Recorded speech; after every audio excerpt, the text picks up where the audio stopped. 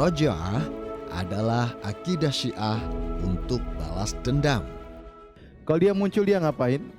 Kalau dia muncul, maka itu akidah disebut ar-raja'ah. Dia akan, sebelum dia muncul, waktu dia muncul maka bangkitlah. Dia masih hidup, dia tidak mati. Maka bangkitlah imam-imam yang lain. Di antaranya Ali bin Abi Thalib akan bangkit. Di antaranya imam-imam yang lain juga akan bangkit. Disebut dengan ar-raja'ah, kebangkitan sebelum hari kiamat. Apa tugas? Kenapa mereka harus bangkit sebelum itu? Untuk membalas dendam. Jadi yang dilakukan Mahdi begitu dia muncul, dia keluar dari persembunyiannya, maka dia pergi ke kota Madinah. Dia katakan, mana kota kakekku? Mana kuburan kakekku? Ini siapa di sampingnya kuburan siapa? Abu Bakar dan Umar. Dikeluarkan oleh Al-Mahdi. Dan Abu Bakar dan Umar masih dalam kondisi segar badannya, kemudian disalib oleh siapa? Al-Mahdi. Jadi dia jengkel ya. Orang Syiah jengkel, dia nggak bisa balas dendam, akhirnya dia bikin akidah seperti ini. Suatu saat Abu Bakar dan Umar akan mampus tatkala Mahdi keluar. Jadi Mahdi ini keluar, Mahdi yang kejam. Mahdi untuk al-intiqam, untuk membalas dendam. Bahkan dia membunuh orang-orang Arab. Dia cari orang Quraisy satu persatu dia bunuh. Ya, dia tidak tahu ternyata di Saudi sekarang banyak Bangladesh ya. Kami tidak akan menanggapi dongeng dan karangan dari Ustadz ini, karena tidak ada satu referensi pun yang ia bawakan. Namun yang ingin kami tanggapi tentang pengertian Raja'ah, yaitu orang yang sudah mati dihidupkan kembali. Apakah hal ini termasuk akidah? Sebagaimana yang telah disampaikan oleh Ustadz ini?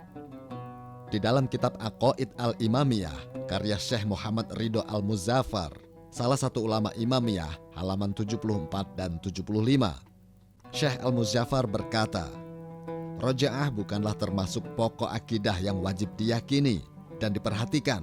Sesungguhnya keyakinan kami akan hal itu hanyalah mengikuti riwayat sahih yang datang dari keluarga Nabi Shallallahu Alaihi Wasallam. Mari kita lihat beberapa contoh dalil Raja'ah yang Ustadz ini tidak memahaminya. Dalam surat Al-Baqarah ayat 259, Allah Subhanahu wa Ta'ala berfirman, "Atau apakah kamu tidak memperhatikan orang yang melalui suatu negeri yang temboknya telah roboh menutupi atapnya? Dia berkata, bagaimana Allah menghidupkan kembali negeri ini setelah hancur? Maka Allah mematikan orang itu 100 tahun, kemudian menghidupkannya kembali. Allah bertanya, berapakah lamanya kamu tinggal di sini? Ia menjawab, saya tinggal di sini sehari atau setengah hari. Allah berfirman, sebenarnya kamu telah tinggal di sini 100 tahun lamanya. Lihatlah kepada makanan dan minumanmu yang belum lagi berubah. Dan lihatlah kepada keledai kamu yang telah menjadi tulang belulang. Kami akan menjadikan kamu tanda kekuasaan kami bagi manusia. Dan lihatlah kepada tulang belulang keledai itu. Kemudian kami menyusunnya kembali. Kemudian kami membalutnya dengan daging. Maka tatkala telah nyata kepadanya, yaitu bagi Allah menghidupkan yang telah mati, dia pun berkata, saya yakin bahwa Allah Maha Kuasa atas segala sesuatu. Dalam surat Al-Baqarah ayat 55 dan 56, Allah Subhanahu wa Ta'ala berfirman, dan ingatlah ketika kalian berkata, hai Musa, kami tidak akan beriman kepadamu sebelum kami melihat Allah dengan jelas. Karena itu, kalian disambar halilintar sedang kalian menyaksikannya. Setelah itu kami bangkitkan sesudah matinya kalian agar kalian bersyukur. Penjelasan ayat di atas terdapat dalam kitab berikut. Dalam kitab tafsir At-Tabari, karya Ibn Jarir At-Tabari, salah satu ulama Ahlus Sunnah yang bermadzhab Asy-Syafi'i, jilid 1 terbitan Al-Hijr, halaman 696. Ketika Musa kembali dari sisi Tuhannya dengan membawa lembaran-lembaran, dia berkata kepada Bani Israel, sesungguhnya lembaran-lembaran ini, di dalamnya terdapat kitabullah, di dalamnya ada perintahnya yang dia memerintahkan kalian dan larangannya yang dia melarang kalian.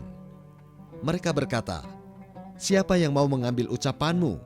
Tidak, demi Allah, sampai kami dapat melihat Allah dengan jelas, sampai Allah menampakkan diri kepada kami. Musa berkata, ini kitabku, maka ambillah. Mengapa dia tidak berbicara kepada kami sebagaimana dia berbicara kepadamu, wahai Musa? Musa berkata, ini kitabku, maka ambillah. Maka datanglah murka dari Allah dengan mendatangkan petir kepada mereka. Kemudian semuanya mati. Kemudian Allah menghidupkan mereka setelah matinya. Musa berkata kepada mereka, ambillah kitabullah. Mereka berkata, tidak. Musa berkata lagi, sesuatu apa yang telah menimpa kalian? Mereka menjawab, kami telah dimatikan dan dihidupkan kembali. Dalam kitab Sahih Muslim jilid 1, terbitan Darul Kutub Al-Arabiyah, Darul Kutub Al-Ilmiyah, cetakan pertama tahun 1991 Masehi, halaman 152 dan 153. Diriwayatkan dari Ibn Abbas, dia berkata, kami berjalan bersama Rasulullah Shallallahu Alaihi Wasallam di antara Makkah dan Madinah. Lalu kami melewati suatu lembah. Beliau bertanya, lembah apakah ini? Para sahabat menjawab, inilah lembah Al-Asraq. Rasulullah Shallallahu Alaihi Wasallam bersabda, aku seakan-akan melihat Musa alaihissalam. Lalu beliau menyebutkan warna kulit dan rambutnya dalam keadaan dia meletakkan dua jarinya pada telinganya. Dia mengeraskan suara dengan talbiyah kepada Allah sambil melewati lembah ini. Kemudian kami melanjutkan perjalanan sampai tiba di suatu bukit. Maka beliau pun bertanya, bukit apa ini? Para sahabat menjawab, Bukit Harsha atau Lift. Kemudian Rasulullah Shallallahu Alaihi Wasallam bersabda, seolah-olah aku melihat Yunus berada di atas seekor unta gemuk berwarna merah yang dilengkapi dengan kain bulu dan tali kekang untanya melewati lembah ini dalam keadaan bertalbiyah. Pertanyaannya adalah, bukankah Nabi Musa alaihissalam dan Nabi Yunus alaihissalam sudah meninggal dunia? Bagaimana mereka bisa hidup kembali dan melakukan haji yang disaksikan oleh Rasulullah Shallallahu Alaihi Wasallam? Inilah keyakinan yang dimiliki oleh Ahlus Sunnah yang sebenarnya, sebagaimana yang telah disampaikan oleh Al-Qadi Abu Bakar bin Arabi yang dinukil oleh Imam As-Suyuti dalam kitab Al-Hawilil Fatawi, karya As-Suyuti, salah satu ulama Ahlus Sunnah yang bermadzhab Asy-Syafi'i, jilid 2, terbitan Darul Kutub Al-Ilmiyah, cetakan pertama tahun 2000 Masehi, halaman 250. As-Suyuti berkata, Al-Qadi Abu Bakar bin Al-Arabi telah menjelaskannya, seraya berkata, hal itu karena beliau Shallallahu Alaihi Wasallam juga para nabi yang lainnya masih hidup. Ruh mereka dikembalikan kepada mereka setelah diwafatkan dan diizinkan untuk mereka keluar dari kuburnya. Saran kami kepada ustadz ini, jangan menghina keyakinan kelompok lain sebelum dia melihat kitab-kitab yang dia yakini.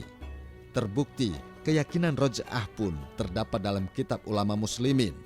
Semua fitnah tentang Syiah ini kami serahkan kepada para pemirsa di dalam menilainya.